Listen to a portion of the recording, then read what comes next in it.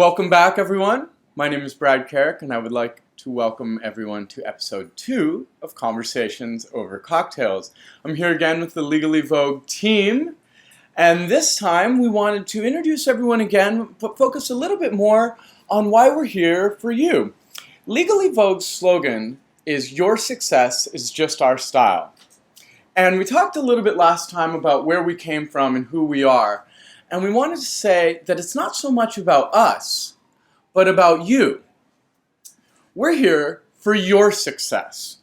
So I'd like to say, on my side, I use my legal background to help creative entrepreneurs take their passion and their talents and turn it into a business. I put together my experience helping a lot of different clients grow their business or even start their business from the ground up, and I've been able to put together packages that make it both easy and more affordable to get things started. Basically, I find that I do a lot of the work that my clients don't want to. A lot of the times the legal work is something scary or something that feels like unapproachable. I try and make it approachable, I try and make it easy, and I try and make it strong. In that way, I try and make my background help my clients succeed with their talents. And I think in the same way I try and do that on the legal side, Nishika, you've been doing that on the business side, taking your background on the business and matching it with your experience on the design side. Yeah, absolutely, Brad. And so one of the things I'm passionate about is helping other designers create their brands and launch from there. I know from my own personal experience of basically, launching De Rosairo, it's hard to know where to start. I mean, where do you even go to find fabrics? Where do you even find your manufacturers? How do you even create a brand where you understand your target demographic, understand who your customer is, understand how to speak to your customer? It's complicated and it's a hard journey because there's so many parts to it. And because of my business background, growing large-scale corporations such as Apple and others, I've learned a lot about, how do you build a brand from scratch?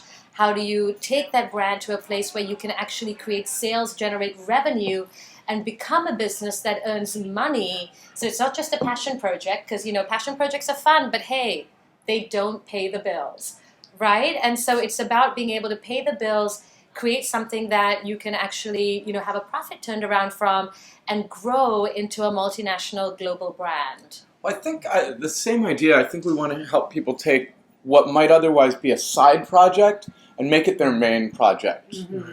Jill, would you say the same thing? I think your experience would speak to the same. Nishika, I mean, first of all, so many young people want to be in fashion nowadays. Fashion is accessible to everyone, worldwide, globally, and there are no resources. So that's why we're all here. That's why Nishika's doing what she's doing. That's why I'm doing what I'm doing in my own life. I also have a podcast on style that you guys can hear on Legally Vogue, which is for you guys to learn from other designers such as Nishika and other important business women and wonderful men like Greg and Brad. And also, I think it's important what you're saying, to know the business basics and then also to brand yourself the right way. Right. I work with professionals from Apple to, not just in the fashion industry, producing an image that works for them professionally, that's in alignment with what they want to achieve. Right? You need the right tools to achieve, and you need the right look to achieve, and then all of that coming together will make you a success. So, yeah, that's my goal.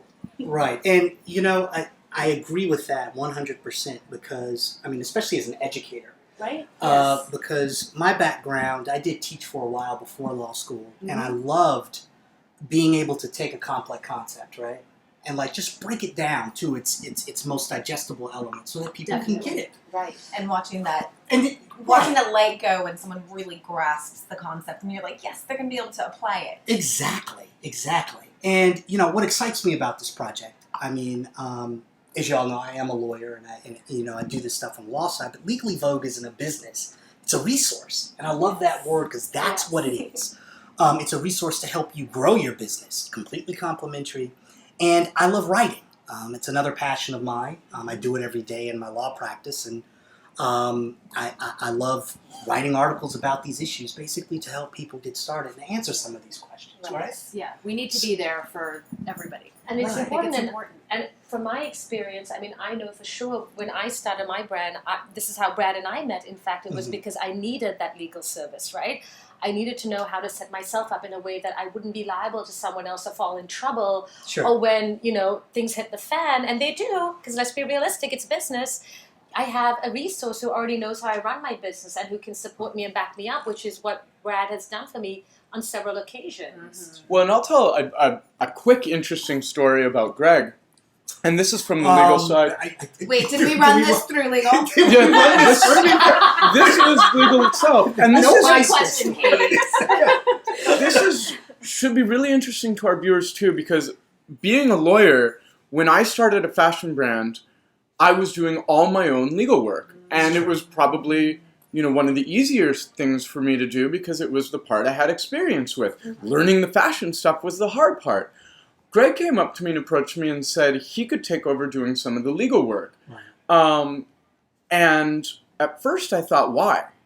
And I would encourage everyone out there, even if you're a lawyer, to really strongly consider having someone else do your legal work, because it's good having someone else fight for you. As a designer, I think it's really, really important having someone else handle your legal or business work. Sometimes just having the division adds a lot of value. And now I don't do my own legal work. Greg represents me, and it's really helped a lot. And it helps you focus on the things that you're really passionate about. Like, Right. you're a designer, you have these amazing creative skills. Letting someone else take over some of the parts that don't thrill you lets you focus on what does thrill you. And that's important for building a life and a business that you love. Well, and also you can't be a master of all trades. You have to know what you can do well, and you have to know what you And when can't to do take a well, step back. or that you have no knowledge in. And you need to be able to relinquish that if you're going to run something that's successful. And being able to ask for help is a huge part of running a business. Well, and you find yourself doing that all the time for designers. I mean, at least we find you doing it all the time for We've all read designers. your blog. Katie, We know. for our viewers who may not have seen, tell just a tidbit about some of the things you do. Well, as a fashion and lifestyle blogger here in San Francisco, I've gotten the amazing opportunity to work with local designers, brands, and companies, and being able to offer them resources that, as we were talking about, let them focus on what they love and share it in a new forum. It doesn't matter how amazing you are at making designs, you may or may not want to create content for your website. You may not know how many times a day to post on Facebook.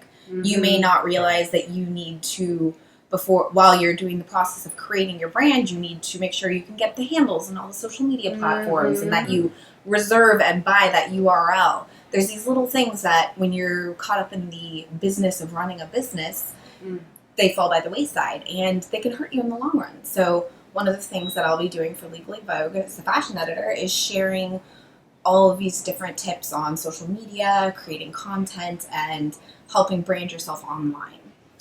I mean, I think it's one thing we're seeing maybe as a theme is that when you're a creative and when you're an artist, you put so much of yourself into your business, and that's wonderful. But it's nice to have some help. It's nice to have other people who have some maybe experience. It's not that they're smarter than you or better than you. It's just that they have a different viewpoint, or maybe they bring a different set of experiences. And that's really what we're here for, is to bring some different experiences, some different viewpoints, and put them together in a way that's valuable to you. And I think we're your support system. Yes. To add on that, like collaboration, what we're doing here is so critical in today's world in order to survive. Yes. Agreed. In every Cross-promoting. industry. Well, everyone here has helped me. And so I figured if we put our heads together, maybe we can help. someone else. We can help you guys too. Before we wrap, why don't you tell us what we're drinking today?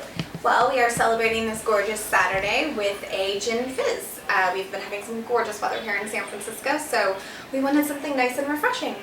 So, to our audience members, thank you for tuning in. Be sure to follow us on social media and tune in for our next Conversations Over Cocktails. Cheers. Cheers, everyone.